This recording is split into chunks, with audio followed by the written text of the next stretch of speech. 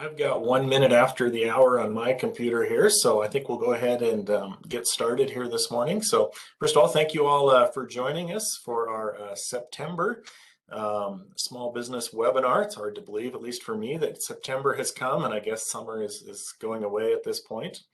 So the series is brought to you by a number of different groups kind of come together to help make this series happen.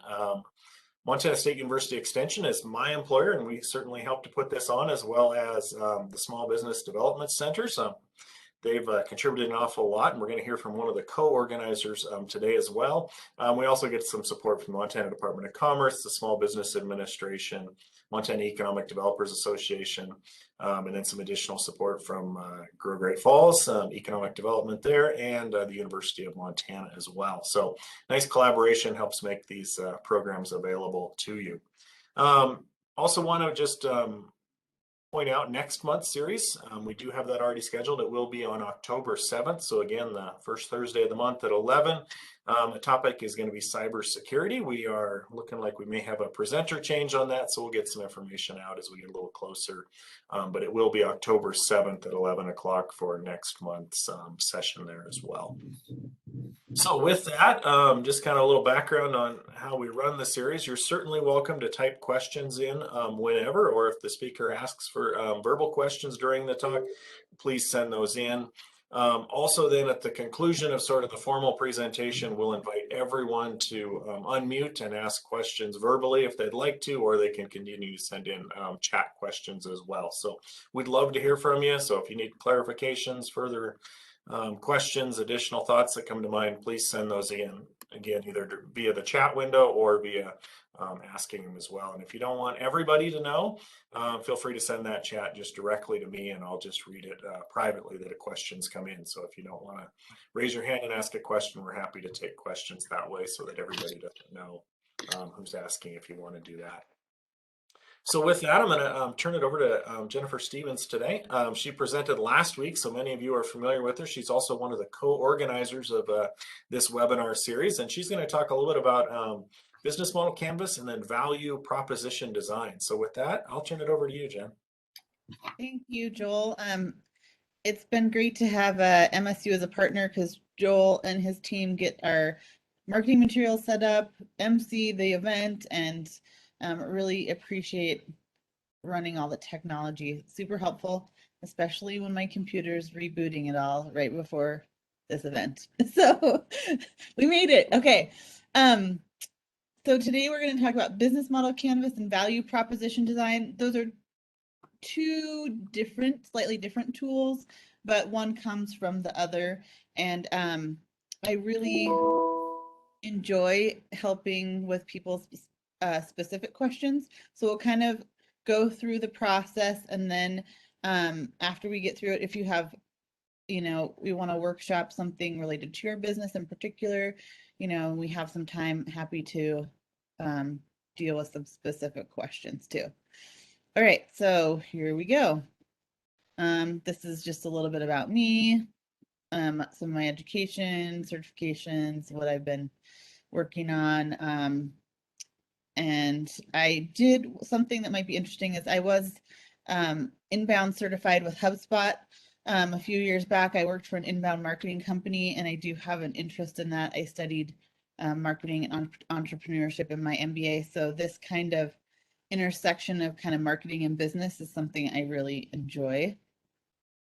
So this is the business model canvas. This is what it looks like. It's a bunch of rectangles with different sort of business management topics in the different areas. And we're going to be focusing on just a few of them in today's discussion. I like to talk about this as a visual representation of the parts of a business plan.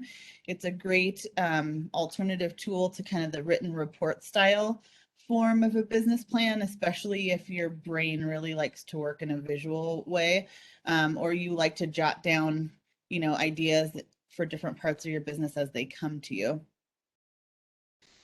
We're going to work on value proposition, which is right in the center, sort of the heart of your business. Talk about customer segments and revenue streams a little bit, and how those roll together for the value proposition design piece of figuring out messaging and messaging placement for your business products and services.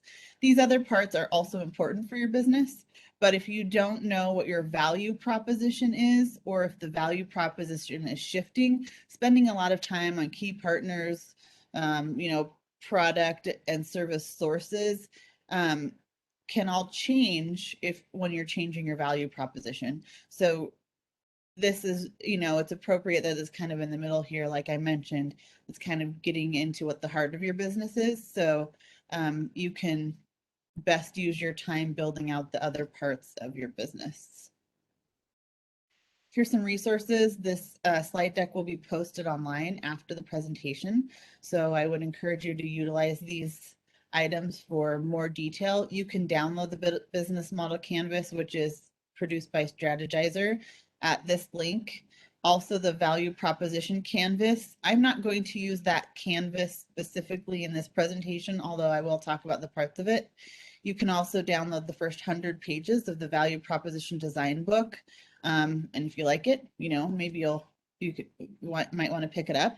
Also, a free online tool for the business model canvas is Canvanizer, which is at canvanizer.com, and you can have like a digital version of the business model canvas to utilize for your business planning. All right, so where do we get started here?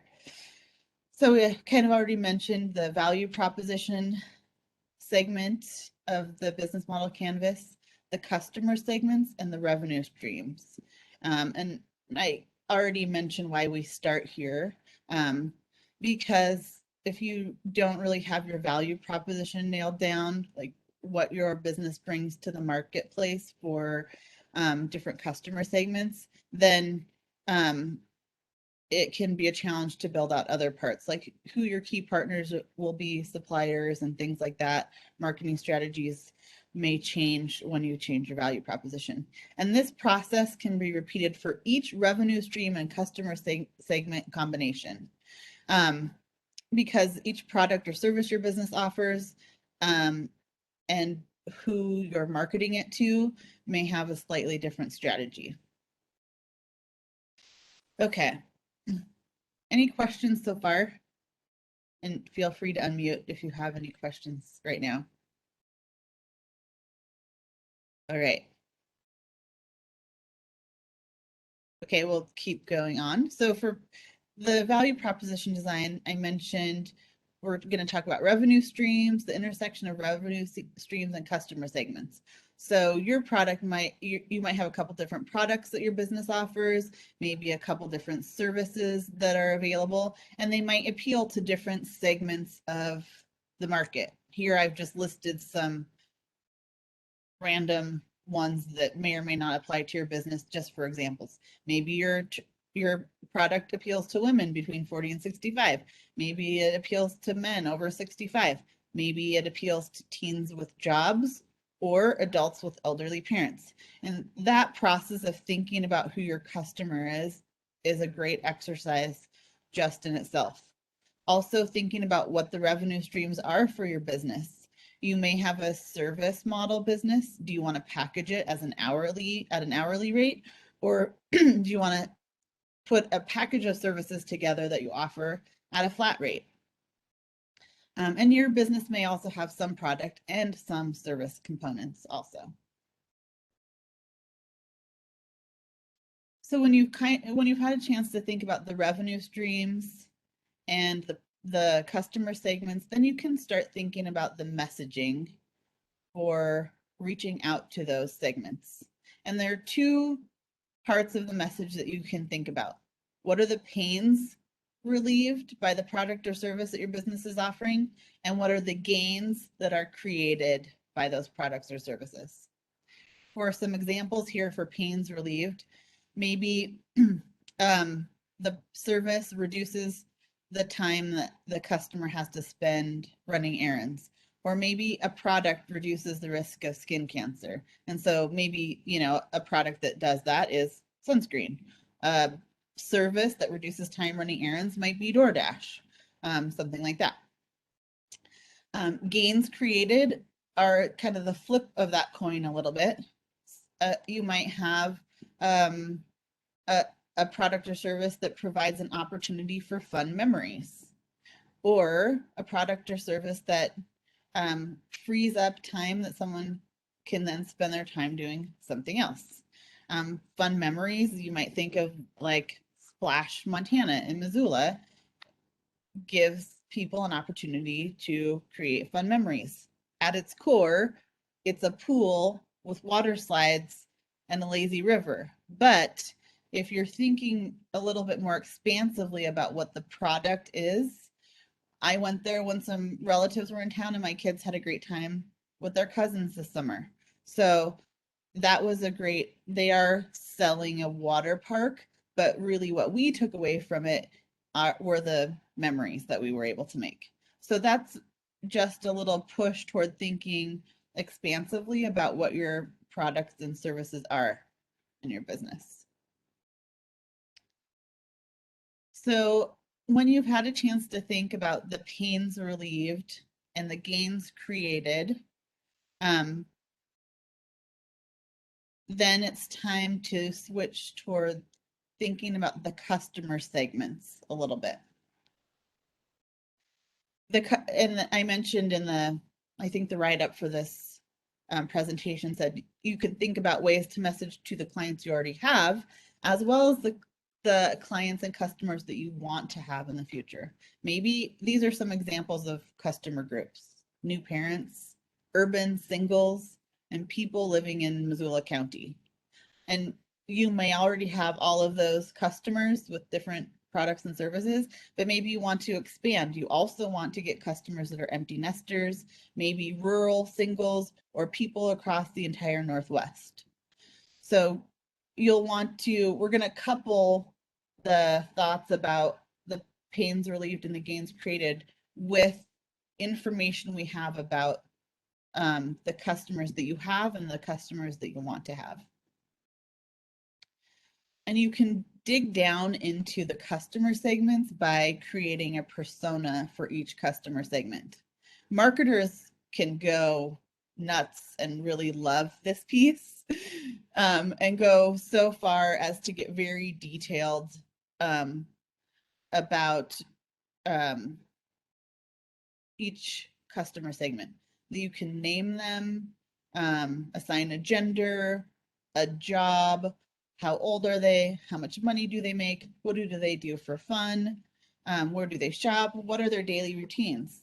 And the purpose of that is to be able to consider putting the messaging from considering the pains relieved and the gains created into the routines and activities and the locations where your customer segments that you either already have or the customer segments that you want to have are already living their lives.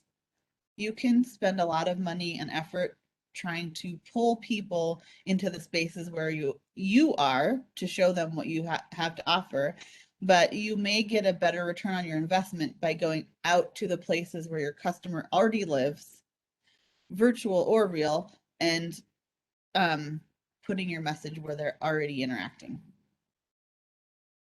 So you may be thinking, how am I going to get this information? I've studied some customer value management pieces in the past, and it's really interesting that people that are involved in their business and have been working in it for some time, they have almost the same results in spending some time doing some good thinking about their business as expensive market research studies do. So you can get very good results in a cost-effective way by spending some time reflecting on your own experience in the business, what you know about the product and services, and what you know about your customers. Other great ways to get that information are to talk to other executives in your business, which are working in the business, and they may have great insights into what's going on there in those spaces. Talk to employees who work directly with customers and are getting insights from those interactions on a daily basis. And you can also survey customers. you can utilize any or all of these techniques depending on kind of the time and the resources that you have available to you. Then, so when you kind of get a chance to consider the pains and gains and the customer segments and who your customers are, who your customers want to be, how they're living their lives, you can make a better decision on using the funding that you have to place messaging in the right locations to get the best return on your investment. If your customers are using online platforms like Facebook, Twitter, Instagram, LinkedIn, etc., that could be a fantastic place to put a message. I think a lot of people default to thinking online is the way to go, but it may or may not be depending on the way your customers are already living their lives. And if they're online and you're thinking about that, your interaction with your customers and your other employees is saying, yes, this is the process people, our customers are using to find us is online, by all means, invest in that. But don't forget about print publications, store bulletin boards, email lists that you create, or ones that others already have built that you might be able to advertise in or write a blog post for, flyers, and reader boards. One example I like to use for this is I currently live in Missoula, Montana. For about 4 years, my husband and myself and our 2 children, we lived in Lolo, Montana, which is just 10 miles south of Missoula. And the way people got information was completely different. Just with a small shift in geographic location. So in Missoula, people were using the internet more to Google information and find out about childcare or things going on in town. In a smaller area, the local Facebook page was more influential.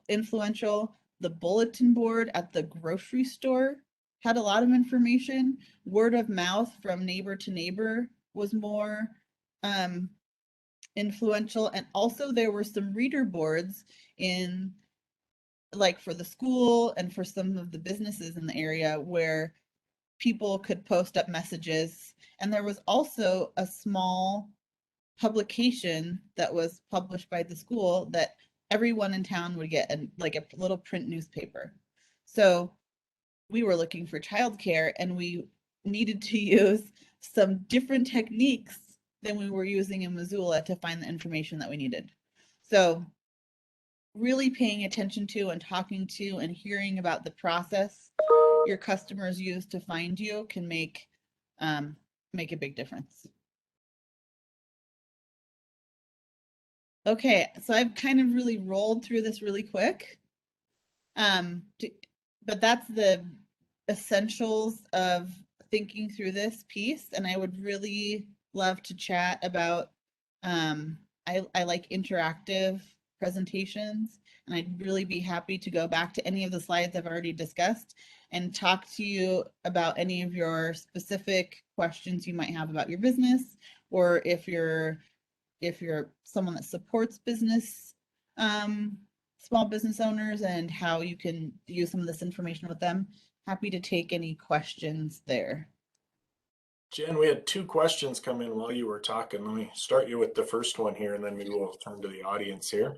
So the first one was, as a business owner, how long should you stay focused on targeting to one particular audience?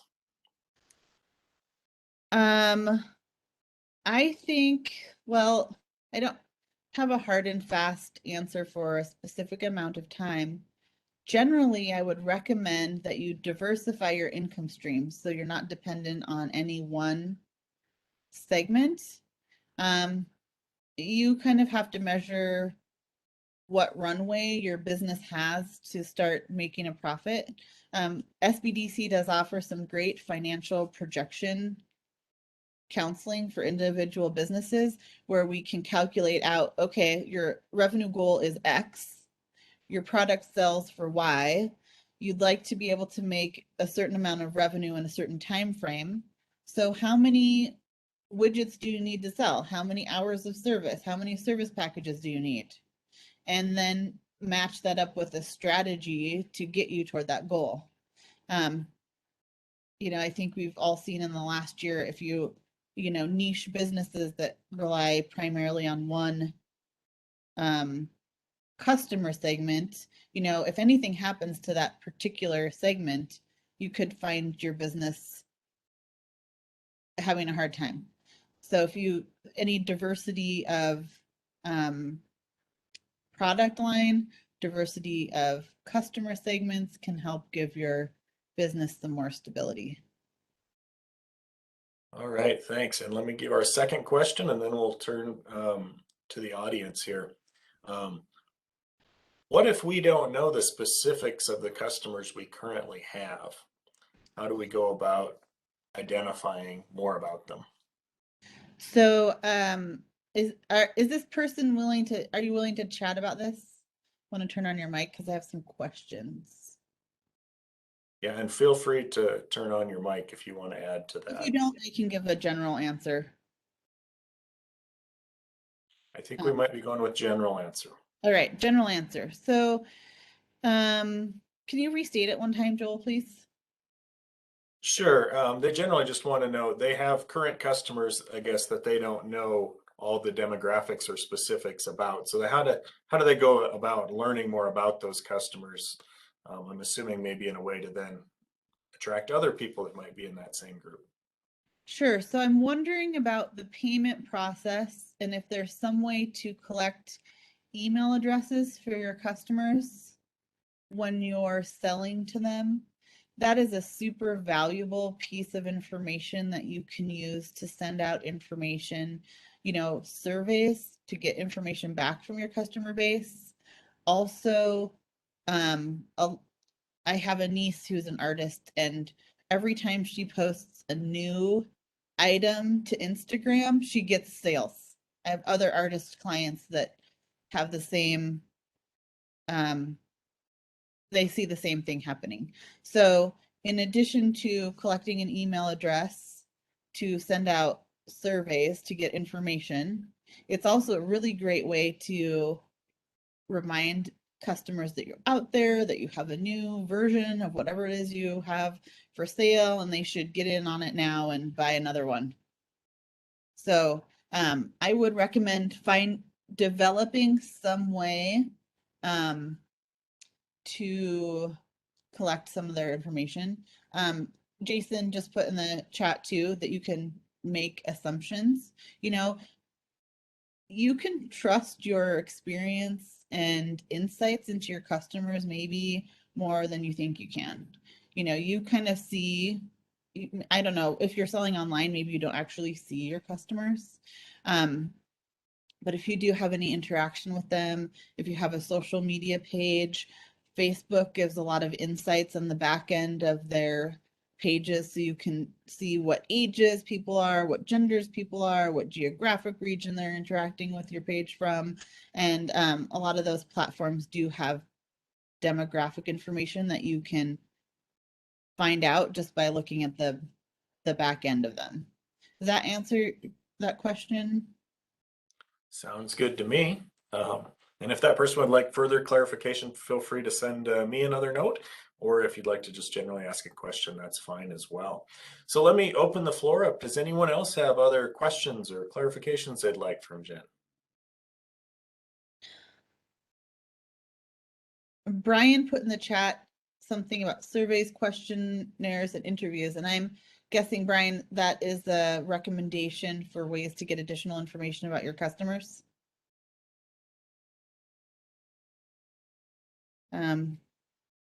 Great suggestions.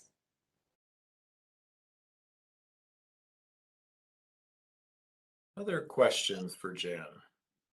How is that going for you, Brian? Are the surveys, questionnaires, and interviews working for you since that's what you're trying?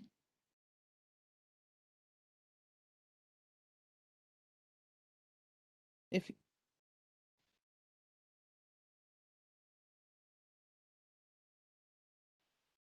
So yes, that is an issue. Brian responded that not every customer responds, and that is definitely true. I believe the response rate for questionnaires is around 1 to 2%. So if you do send out a survey and you get a low response rate, you can still count those responses as valid customer information. And if you get anything above a 1 or 2% response rate, you should pat yourself on the back, because professional marketers strive for that. And even people that do this every day, that's just the typical response rate. You can improve response rates by doing more direct outreach. If you do something public facing and you know, make an opportunity for yourself to speak with customers directly, calling people on the phone, these are all more labor intensive activities, and also you'll get, you know, a higher response rate. Another suggestion here that Brian's making is thinking about a contest and a reward, or which could be a discount. That's a great thing. A freemium can be something that can be effective if you offer a free sample, or if it's a digital product like a download of something to get people in the door for no cost. That can be a good way to get started. A freemium, like I just mentioned, is something that you offer for free, and that could lead to additional interaction with customers. If you're doing that, like I already mentioned, I would really encourage you to collect some information that allows you to contact that person again. Even if they want to try whatever you're offering for free, most people will pay the price of giving you an email address in exchange for something free. That's why you see that all over the internet. Download our 5 tips for fun things to do with your kids when you're stuck in the house in the rain. And people happily enter their email address in exchange for a little bit more sanity, right? So I think that that's a great way to capture potential customer information. And then you can get back to them later and say something like, hey, I see you downloaded our 5 tips for doing, you know, fun things with your kids. We're also offering this game pack that you can buy for $24.99 or whatever it is, right? Then you can potentially move them through the pipeline to being a paid customer, or just keeping your company top of mind. If they're not ready to buy yet, they're still remembering you. And when they are ready to buy, they're more likely to think of your business. Right, thanks, Jen. Any other questions?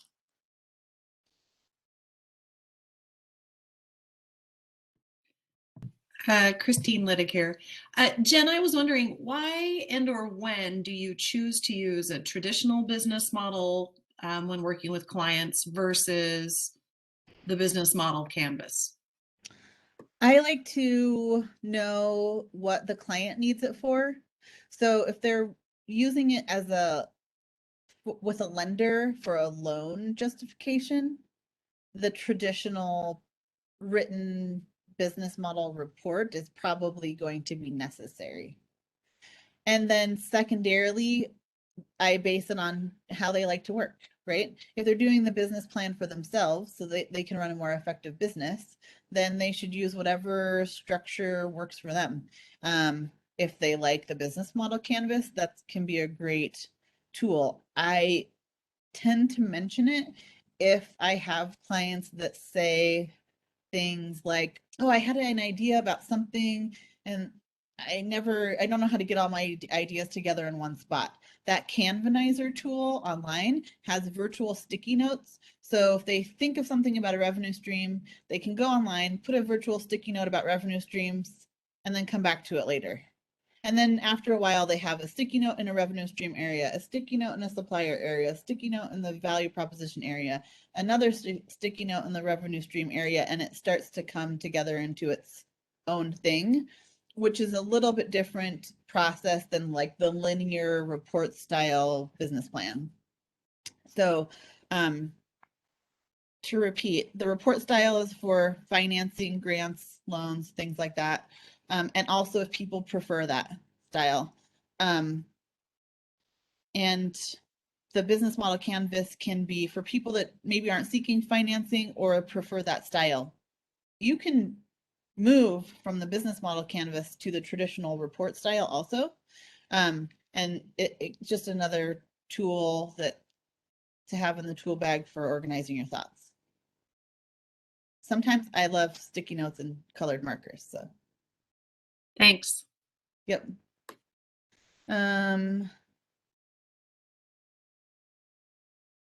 Let's see, we've got another question from Brian asking about what do you think about seminars and webinars as a growth tool? So video is huge today. I think if you're able to put out some video information as another format that people can access, especially if you might consider including captioning, that just lets people get information about your business in more places in a format that's easy for them to consume. Sometimes I'm doing some chores or whatever, and my eyes are not available to read an article. But I'll happily listen to a podcast that has advertisements or a string of, a video that I can, utilize in another way because that has audio. I might not even be watching it, but has an audio component that I can listen to. So, seminars and webinars, I would go back to considering, who your customers are and how they like to interact with the world. And if there are pains that could be relieved or gains created through presenting your business information in that format. That can also be sort of a little freemium, right? You give people, unboxing is huge for my kids for toys, right? There's all these videos on YouTube of other kids opening boxes of toys. My kids are not opening the boxes of toys, and they love to watch other kids open toys that they haven't tried yet. Sometimes that turns into us buying the same toy. My daughter just had a birthday. We have some art supplies that we purchased specifically because they are the ones that the artist YouTubers that she watches uses in her videos. So a video format can be a great way to give people a taste of your product without them actually using your product. You show them how it works, you show it being used, and I think that can go for, products or services. You provide a little taste of it, and that builds customer confidence in investing their money in purchasing it themselves.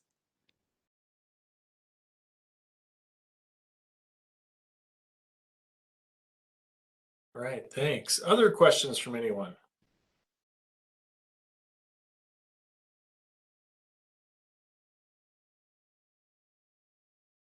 Well, Jen, do you have any other final comments you'd like to share with everyone? I would just say, just thank you for attending. This workshop is really just the nuts and bolts of how you can use these tools in your business. The actual execution of doing the work does take some time, but it can really be worth it to narrow and focus your goal setting on the customers that you can turn around and that you want to turn around to reach your personal goal. And just a reminder that the SBDC network across Montana and really across the US is here to support that. So we have people that can dig in and help you figure out, like I mentioned before, how to move from where you are to where you want to be with business revenue.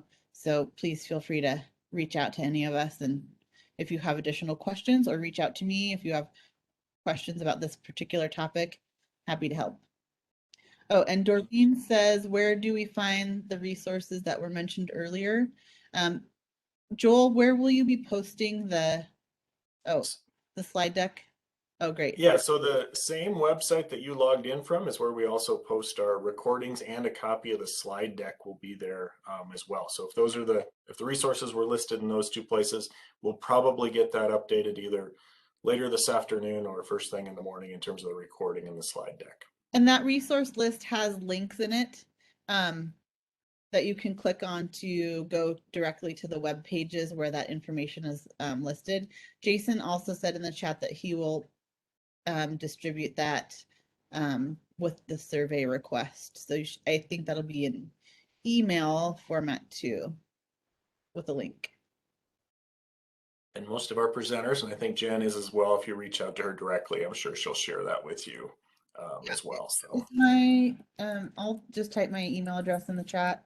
And I think it's you can also find it by going to the SBDC website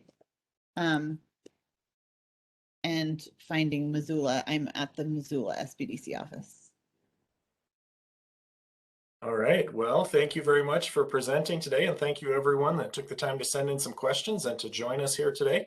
Again, mark your calendars for October 7th. That'll be our next session. We're currently scheduled to do a cybersecurity topic, and we're still working on who the presenter will be for that. So hope everyone has a great month, and we will see you back on October 7th. Thanks. Thank you, Jen.